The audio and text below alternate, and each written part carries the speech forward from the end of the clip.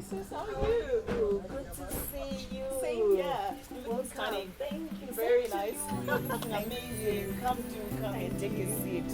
Thank you very much.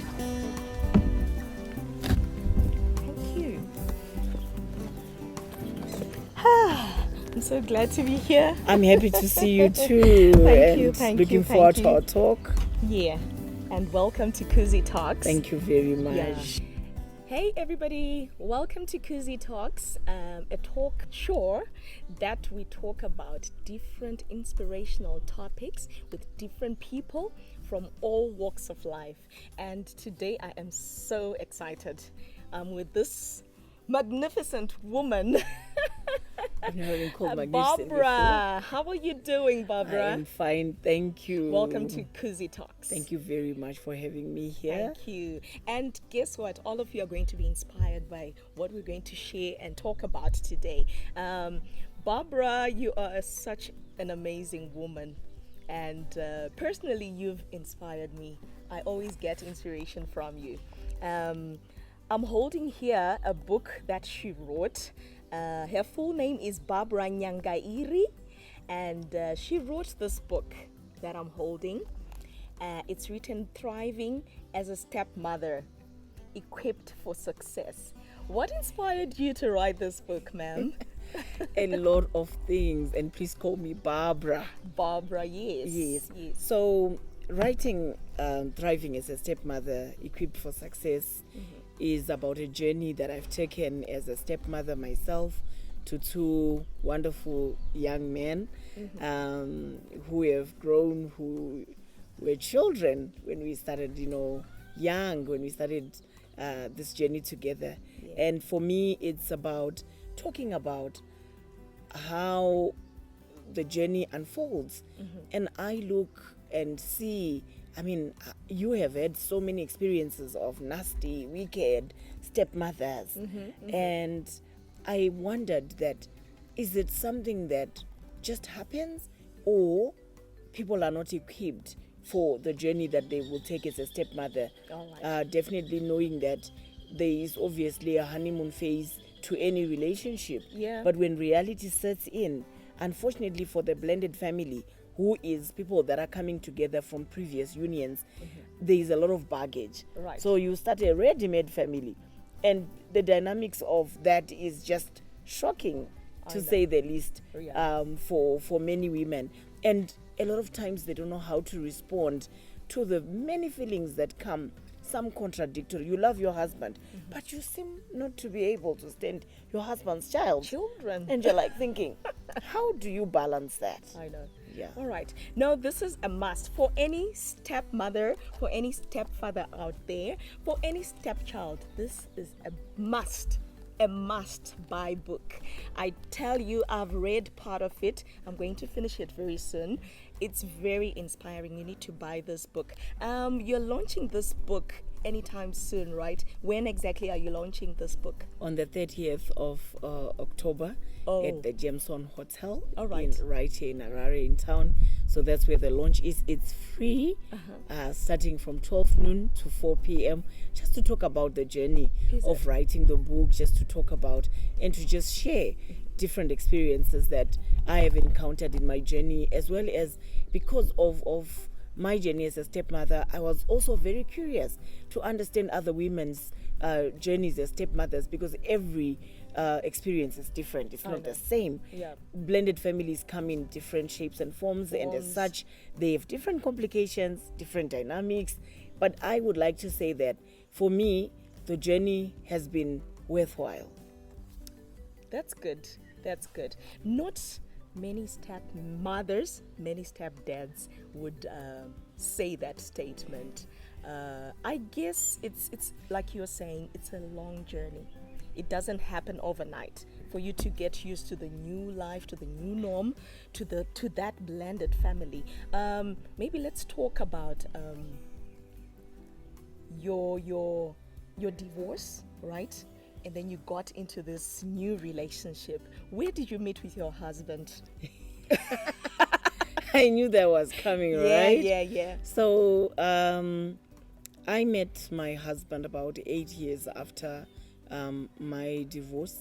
Right. And we were doing our master's studies outside. We were at Wits University. Wow. And he just started out as my friend. We met in the library, not the most of conventional places, but it was there that we just grew to be friends, got talking, together with my friends that I was with at college then, where we were doing our master's studies in South Africa.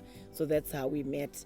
And from there, it has been such an adventure. Wow. And definitely being a single woman who had 2 children from my previous marriage, I probably wasn't looking out to marry a young man who has not had a family before. All right. And so when we met, I discovered he was also divorced, and the relationship grew until we thought, we can't live without each other. Oh, And beautiful. here we are. So Nice. he has 2 sons from his first marriage. I have 2 daughters from my first marriage. Right. And we have the little one who I always call the GNU, The GNU child.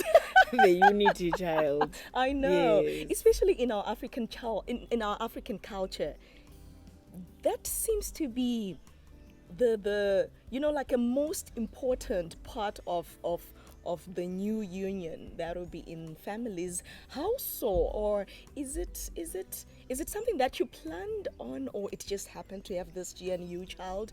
Was it that important to you as a woman?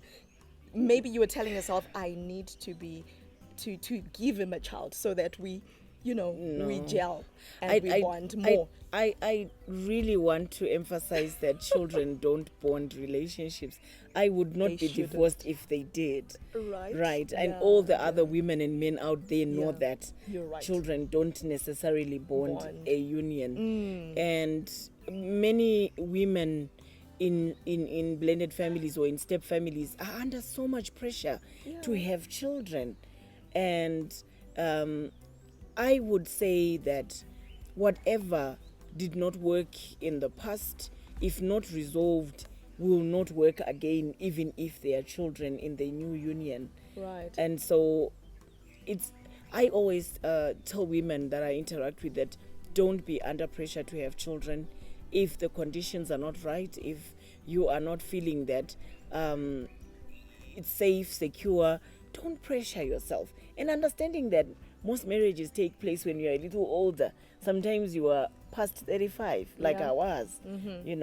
I was past 35, getting into 40. Okay. And so that's when you had your yes, your and child. so you're like thinking, well, why the risk? Why put yourself under such pressure? So for us, it wasn't necessarily planned. It wasn't something that we said we have to have a child. No, but God in His wisdom gave us a son, and he is a joy to us as well as his siblings. Obviously, he is somewhere in the middle of everybody. I know. Yeah. Yeah. So that also, when he grows older, it has already put a few complications, because the other time I was with my son, I call him my son of love because he's from my husband. All right. And so we were going somewhere, and he said to his brother, "But you have 2 moms, mommy and your mom. So what happened? How come? Why do I have only 1 mom?"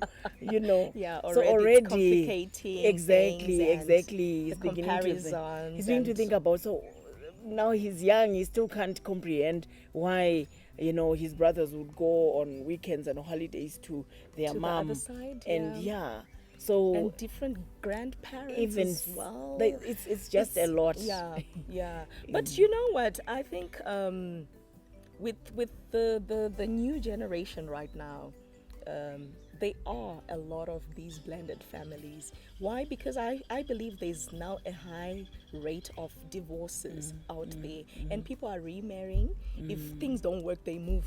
They move on to the next relationship. They move on to the next marriage. People really don't mind anymore, especially in our African culture. Back then, our mothers, our dads used to, endure and try and make things work until the end, But nowadays, don't you think it's more of people don't really mind moving on? What do you think might be the reason? I would think it's a different culture from the conservative culture of our parents, who, if they were to move, it was because they really had no choice. Right. But otherwise, they would have stuck it out through thick and through thin. The new generation thinks that life is too short. Why stress yourself when you can just get out? But that same attitude will then increase the rate of divorce. Right now, 65% of newlyweds are likely to end in divorce. Yeah. That's a very high number. But you see, of that 55 or 65% that ends up divorcing, 85% of them would remarry again. So if you are going to remarry without addressing the fundamental issues that caused failure of the last union, you are still going to go. And you see, the chances of divorce increase the more you get married. It's because true. you bring more baggage to any union. And the blending itself, this It blended also family, complicates, it right? everything. So think about Yeah. the first marriage, then you blend into the second marriage, and then the third marriage and the fourth. So the more times you marry, the more likely you are going to fail at that union. Right. So I think one of the things that the reason why I wrote this book was to say, why don't we equip ourselves for success and understand that it takes up to 7 years for any blended families to truly blend. It takes up to 7 years. I also write about the blending itself. And I say sometimes as stepmothers, we come into families and we are quick to change traditions. We want to change the things that happen, the way people have been behaving. But remember, you are coming into a culture and you need to watch, you need to see, including even things that are as simple as furniture. I know. You can't just No, get you in just there, can't come and move say, I the hate that, I hate couches that. I around. remember there is a piece of furniture that I didn't like, when I moved in with my husband. But it wouldn't have worked at that point to just come in and say, I hate this, I hate this. Yeah. But 4 years down the line, I had the ability to say, why don't we remove that? Why don't we do that? And it was doable. And it's But also in the way you approach But the whole people hold on to their even meal times. For us, when we married, meal times were a real issue. Oh. My daughters and I, when we're still living by ourselves, we used to eat at 6 p.m. My husband used to eat at 9 p.m. That time difference. Because he had to Wow. come back from work and cook. Oh. And I guess men, it He takes had a to while. now adjust. He had to now adjust to the Yes. early program. So, you get no, home. but Yeah. then it wasn't that smooth. We struggled. It took 3 years for us to come to 7 p.m. somewhere in between. Yes. Everybody's compromising. Absolutely. Yeah. And that's it about blended families. So Yeah. small things such as that. And depending on what caused the blending, is it divorce? Is it death? Those things will change the way, or will determine how you blend. It's true. Because if it's divorce, you have to contend with exes. Yes. The ex-husband, I was the ex-wife. I was gonna move to that. When you got married to your husband, how difficult was it to then deal with the ex-wife, or for him to deal with your ex-husband? Do you have, or did you have any issues with your exes? Were they not trying? necessarily. From my part, my husband did not have to deal with any ex issues, because ours was a low conflict relationships and set up, and things ended, and that's it. All right. But for him, there was a bit of conflict. It was a high conflict relationship, and we needed just to find ways of handling that, understanding that people are different, they let go differently, and you'd understand that in any blended family, the battlefield are the children. It's true. It's unfortunate that the children that we love so much are the ones that we used to battle and fight. But in this book, I do not dwell much on the ex or the exes, because I don't think that they are very important in the scheme of things as you are blending. All right. If you are able to establish your relationship, talk through issues, have clear expectations that are understood, because disappointment usually comes between the gap between expectation and reality.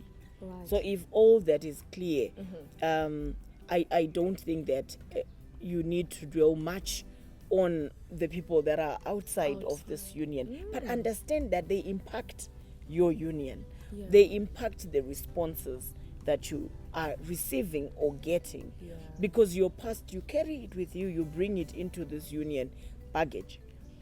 And which is why I said the more times you marry, the more likely you will end up in divorce, because you're carrying baggage from first, second, now you are in third, you know. So I hope that this will ensure that we end at second because it's very, very complicated.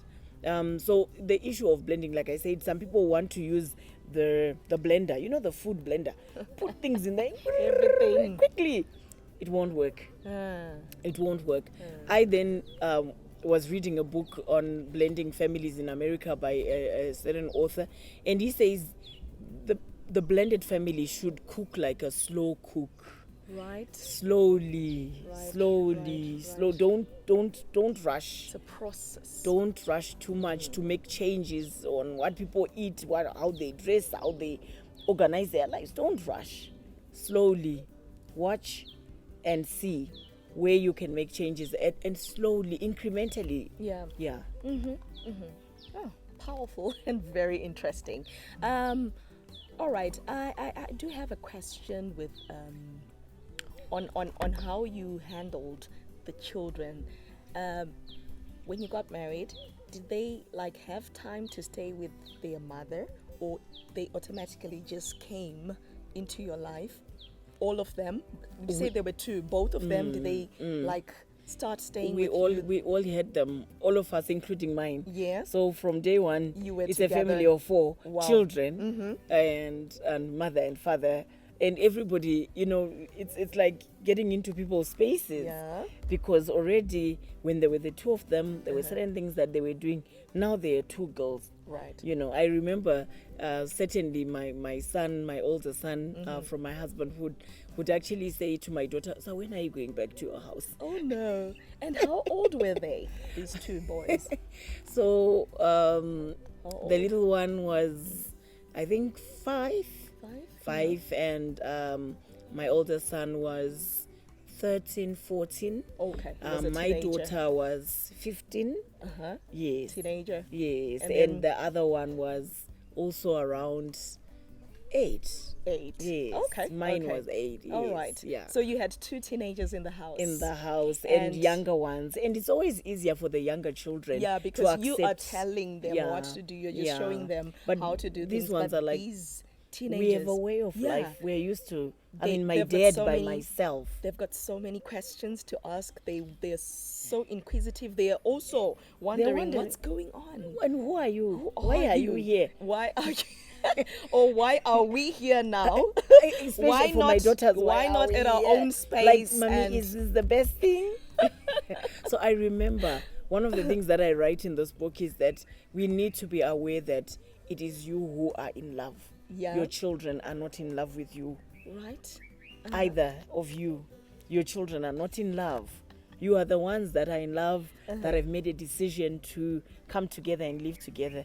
These ones really have no choice in the matter, and they are there. So don't expect your stepchildren to love you, Wow. because they're not in love with you. No. So I think it's that reality check that many, I've heard so many women just say, but the children love me.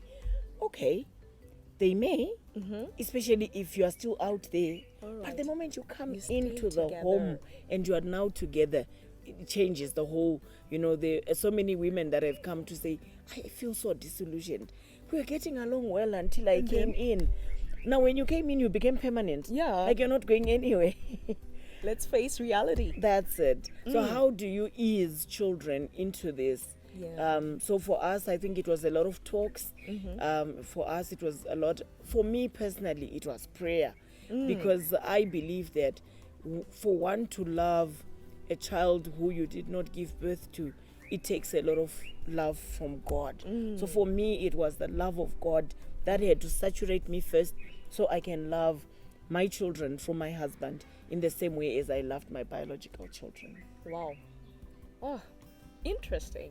It's not every woman who can do that. It's not every man who can do that, unless maybe they go and pray about it, because I strongly believe, like you're saying, it starts with you, not even the children. Absolutely. You don't have to look at the children's No, flaws no, or no, their faults or no, any, you know, no. it's mainly your character that you have to work on. Absolutely. To accept the new norm. You have to accept those children first, and then you decide to love them. Absolutely. You have to make that decision Absolutely. to have that grace to just love them for who they are. Absolutely. Yeah, just like you've said, just like your own children. So I think that's where most parents, most step parents, find it difficult Absolutely. to really work on themselves. Instead, we want to look Work at the on children. the child. The child is being rebellious. Absolutely. The child is not listening to me. The child is stubborn. You know, we start naming the children, Absolutely, but you're not absolutely. looking at who you are, what you're able to And the give. changes that you have brought into the child's life. Life. It's like an upheaval, right? From the norm. They used, obviously, they had a routine with their dad. Yeah. There were ways of doing things. Like I told you, dinner was at 9, and then this woman comes and makes dinner at 6 o'clock.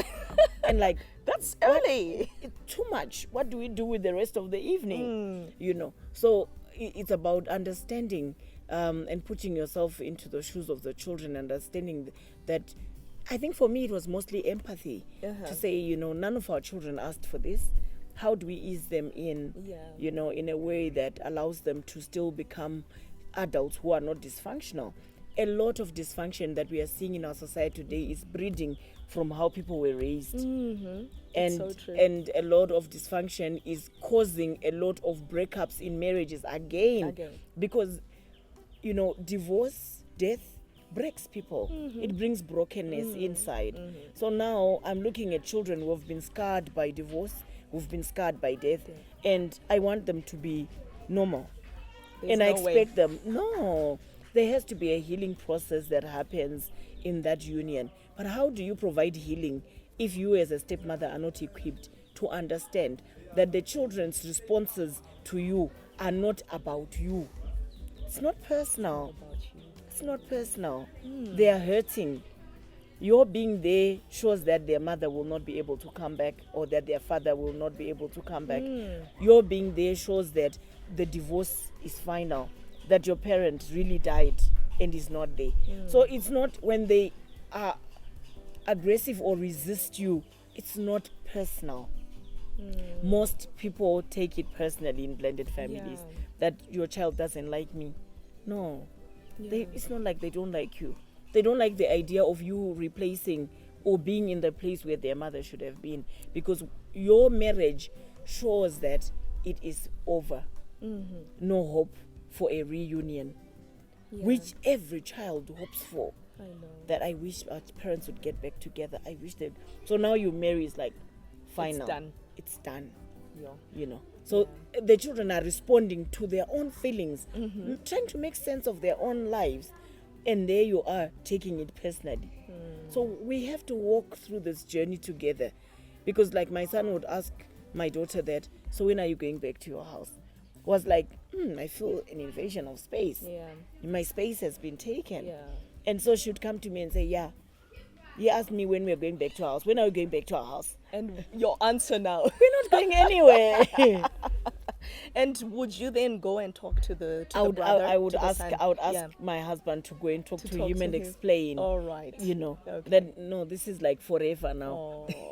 And it's not pleasant, right? It's not easy for kids. No, it's not. Yeah. So it means that as a stepmother, I must understand, like you're saying, the journey that these children have done. I must be empathetic. I must work on my character, work on my self-control, work on my gentleness, what we just call the fruit of the spirit. For me, that is what comes on the table as a stepmother. How do I engage with my children as a mother who is a woman of God? Right. When I talk to them, when I interact with them, does that come out? Or I am showing a completely monstrous picture. So I'm also saying in this book that at times wicked stepmother narrative that we hear is because somebody does not know how to respond to the many emotions, to the many things. Dorcas, as a stepmother, people look at the way you serve food. There are so many eyes on you. The way you serve food, the way the children dress, the way you handle, even the way you interact with your children versus these other children. You're being watched. Every step is You being watched. are being watched. And so it means that if you do not know how to handle the eyes, the looks, the scrutiny, you will end up saying, "Dejavu." You know. Yet you can actually look at it differently and find ways, okay, how do we ensure that we show fairness even to the world, even to our children? Right. You know, how do we, at some point my little son said that he had so many toys. He says, "I'm a special boy." But him calling himself special boy in our union is problematic. Why are you so special? Exactly. Why? Because he used to say, "I'm the lucky boy." Mommy, I'm a lucky boy. Imagine. Because I'm the G and you. No, he doesn't know that. But he just feels, No, I mean, Yeah. Mm. But he just feels special. Yeah. Yeah. Because at some point he was showered by too much love, toys and things, and he felt very, very special. Very special. And so my daughter say, "Hey, your boy says I'm a lucky boy here. What's going on?" So we need to have balance in our blended families. homes, We need to have balance. And the blended family is the most difficult, like you say. It's like walking on eggshells. Yes.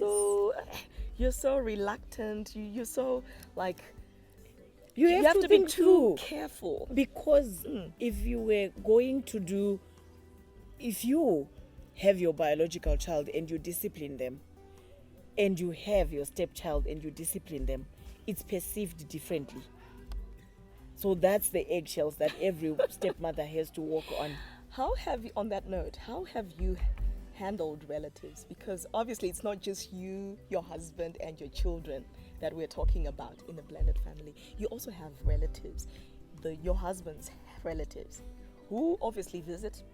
They want to come and watch what's going on in the home, how you're treating, like you're saying, how you're treating the husband's children, how you're treating your own children. Don't you have some relatives who kind of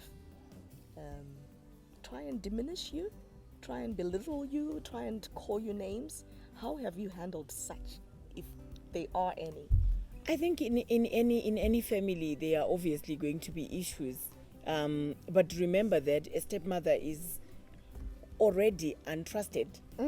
Yes. Yeah. You have motives, you have things going on, so there are issues that you need to be aware of. But I think to just avoid, for the avoidance of doubt and everything, if you have established a routine of fairness, a routine of kindness, a routine, and that is the way of life in that home, you don't have to pretend anything if anybody comes. You are just yourself. Yeah. You are just who you are. And so if something is offline, you are able to discipline at the right time, say the right word. But one of the pitfalls, especially with regards to issues of discipline in a blended family, is that you must not jump into the disciplinary role. All right. As a stepmother, you need to allow the biological parent to take the lead in discipline. Don't start beating children. Don't start, obviously what I've heard about not giving food, withdrawing food and benefits and things like that. That's not your call. That's not your call, because that then strengthens the wicked stepmother narrative. That is obviously there. I mean, fairy tales, Cinderella and the wicked stepmother, the competition. So, Barbara, are you saying it's a hint to step parents not to discipline the other? Absolutely. Initially, stepchildren? One of the things that I write in this book very quickly is about who you are when you enter into a relationship in a blended family. In the first years, you are just as good as a babysitter. All right. Your authority is derived from the biological parent. You don't have authority of yourself. Okay. As you progress, you become like an aunt. You can be asked for advice. And as the relationship grows, it changes the dynamics. Therefore, at some point, you are able to discipline, and the child is secure in your love. That I am being disciplined because I'm offline, but I am loved. Yes. It is not out of cruelty. But as stepmothers, we quickly rush in to discipline. Yet you have babysitter status. The child doesn't trust you. The husband doesn't trust you. your relatives, his relatives don't trust you with the children, and you're already disciplining. So stepmothers, stepdads, you are babysitters. At For the starters. start. Yes, For starters. yes. Yes. Don't rush into discipline until you have built a secure relationships by yourselves. Wow. Between you and the And children. the children. Yes. Oh, I think that's a very good hint. It should work to most parents, to most step parents and their stepchildren. So if you have Imagine. All right. There's this point that I want to drive home. Your stepson, your son of love, yes. the firstborn. Sometimes I actually forget who's that. I know, I know. I'm just trying to clarify so that people also understand who I'm referring to. Your husband has got his first son, who he's a child with a disability. Yes, he's deaf. Yes, he's deaf, and having him come into the home, you coming from your own space with no deaf child, right? You're coming into this new home. There's a deaf child who is young. He's a teenager, right? How did you? I call you a superwoman. How did you manage all that? Because I mean, looking at you now with your son, you've got this magnificent relationship with him. You actually communicate like, it's normal. Everything now, after how many years now? 10. 10 years of staying with this son in that blended family. How did you do it? Really? I think one of the things that happened for me is that I would want to say it can never be a magnificent relationship, as you say, but we are getting there. Like any mother-child relationship, it's full of friction. As they are younger, they don't really see why you're doing the things that you're doing. So one of the things that we needed to do, even as a family, when we came together, was to learn his language, to learn to communicate with Including him, to understand. siblings, Everybody needed everyone. to learn. Wow. So even my daughters from my previous marriage also actually interpret for their brother in church, anywhere. It's very sweet, yeah. So they had to learn. We had to learn his language. We had to understand. I am a reader, so I read a lot about deaf issues. I read a lot about deaf education, and my desire for him was that there would be no difference in his life outcomes because of his disability. I wanted him to flourish, to be. So I think the point to start with is, what is your heart towards your stepchildren? I've heard people who are thrilled when their stepchildren fail. Like it's to prove that their co-parent does not know how to parent. Yet for me, the heart was, I want him successful. I want him to thrive. I want him to flourish. And I remember when he was writing his O-level, the proverbial mountain that we go to. I actually drove to Bindura to pray for him. Wow. Only him. Just him. Because my heart was like, would it not be heartbreaking for him to be the only child in this house who does not make it? Everybody else has been given the conditions that enable them to make it in life. Yeah. And he, because of his disability, cannot be discriminated because of that. Yeah. So it was about the heart. What is my heart towards him? So you made sure every single person, including, do you have a maid? Do Yes, you I have have a helpers, helper? yes, you do have helpers. They learn. So when you employ them, they have to learn the language. At some point, I actually had a deaf helper so that everybody signs. Wow. Yes. Wow. So oh my God. I actually had a deaf helper so that the children would learn to sign, and he would be able to understand that it's all right. Yes. It's not the only one, and it's okay. Yes. Yes. And as teenagers, they're struggling with identity and self-worth. Who am I? And so the disability itself becomes an issue. Why am I the only one who's deaf? And then for me, I got a sense here. When Jesus was asked by his disciples, who sinned that the man is blind, Jesus said that the glory of God would be seen. And for me, the glory of God is seen when my son is able to thrive, to flourish, and live an independent life in the future, even without us, when we are gone, to the Lord. Yes. That he should know that we set him up for success. You empowered him, yeah. Set him up for success. Well done, Barbara. I'm so proud of you. Thank you. You're one You're one in a million. There are You're lots. one in a There are a million. lot of the stories I untold, know, Dorcas. I know. Unfortunately, they're there, right? But what I'm saying generally, like, it's not easy.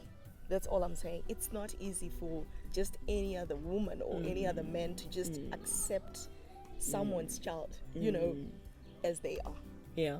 It's not easy. And for you to be where you are with, especially with our son, right? Yes. It takes grace. It takes a lot of It courage. It takes- takes a lot of prayer. It Yes. takes a lot of love. And generally, for me, it was the love of God. Wow. To just say, God, give me the love that comes from you for these children. I don't want. My thing was, I don't want to create dysfunctional children. Wow. I don't want I know. to be a cause for some woman to cry out there when they marry my sons one of these days and they are told, I am the way I am. I was raised by a very wicked stepmother. Yeah. I didn't want that to happen. Okay, so now he must be what, 23? Yes. He's Yeah. now in university. Wow. He got his driver's license 3 Hey! weeks ago. Oh, Very nice, exciting. nice. What's his name? Dumisani. Oh, well done, Dumi, wherever you are.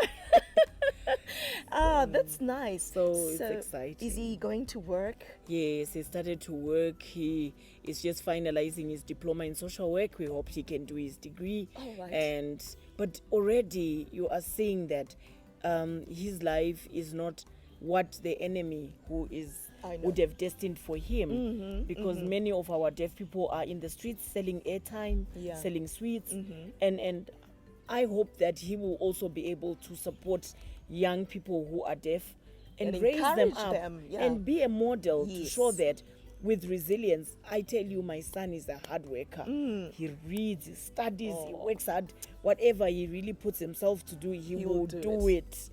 And so that has also helped him in his journey. But we wouldn't be here without a good dad. I know. So my husband is an He's amazing been the man. pillar He has of been it the all. pillar of the family. He's our intercessor. I always say he's our prayer warrior. He's a real priest in our home, praying for us, watching over us, covering us, and guiding us whenever we go amiss. He's always there to then say. But he's also so much full of love. Wow. And so even my daughters, have a dad in him. Wow. And I remember one time I didn't want my daughter to come back for the holidays. She's at school. She actually sent him an email and said, Dad, I need to come home. I don't have relatives here. Please. So it's about how do we give love.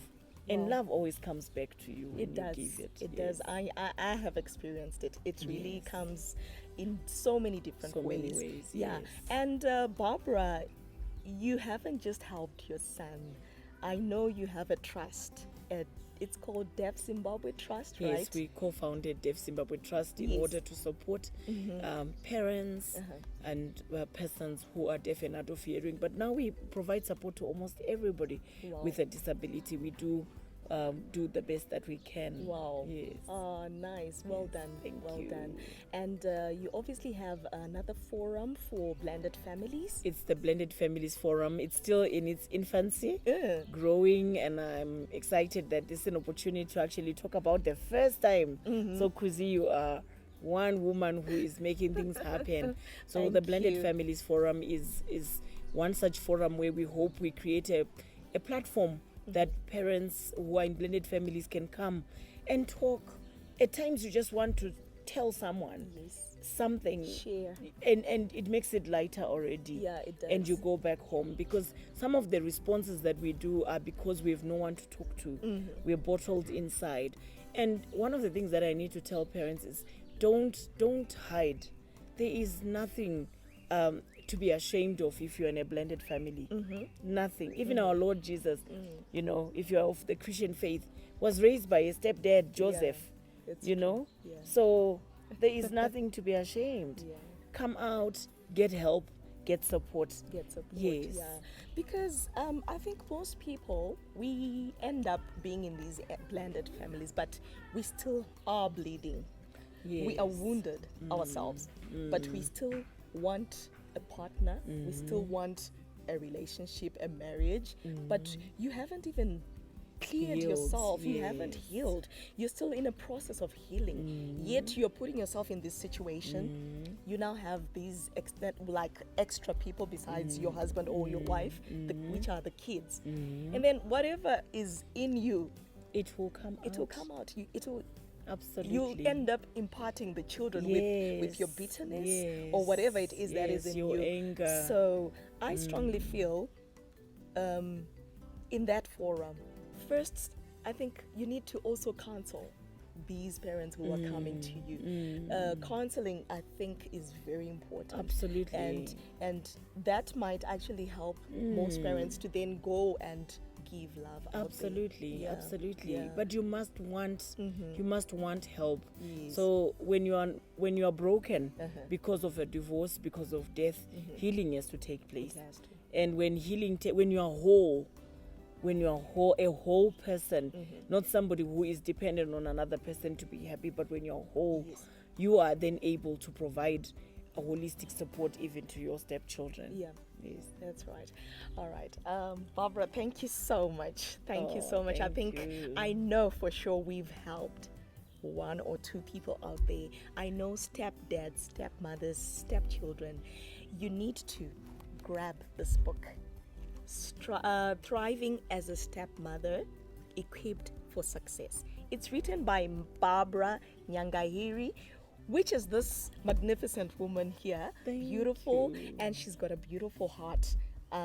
Thank you so much for the love, Thank you, Barbara. Dorcas. That You are you've too kind. You've given your family, you've given so many other families so much love, and we really appreciate you.